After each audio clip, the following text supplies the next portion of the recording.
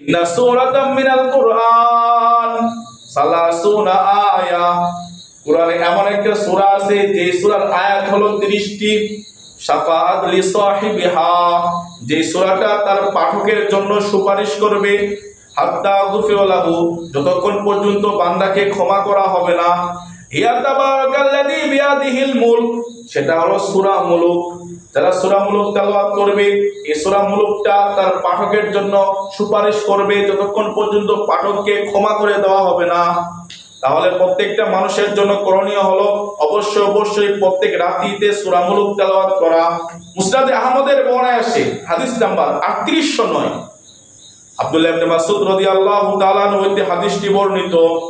ক্বালা রাসূলুল্লাহ সাল্লাল্লাহু আলাইহি ওয়াসাল্লাম, মান ক্বারা তাবারাকাল্লাযী বিয়াদিহিল মুলক কুল্লা লাইলা, যে ব্যক্তি প্রত্যেক রাত্রিতে সূরা মুলক তেলাওয়াত করবেন, ওয়াকাল্লাহু আযজা ওয়া জাল্লা বিহা আযাবাল কবর, আল্লাহ তাআলা সূরা মুলক দ্বারা ওই ব্যক্তিকে কবরের আযাব থেকে মুক্তি দান করবেন।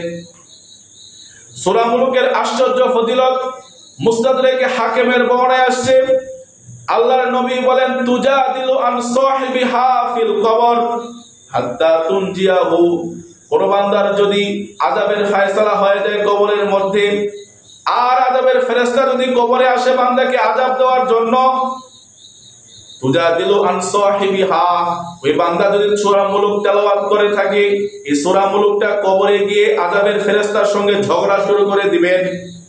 হাত্তা তুনজিয়াহু, যতক্ষণ পর্যন্ত বান্দাকে মুক্তি দেওয়া হবে না, নাজাত দেওয়া হবে না, ততক্ষণ পর্যন্ত এই সূরা মুলক আযাবের ফেরেশতার সঙ্গে ঝগড়া করবে।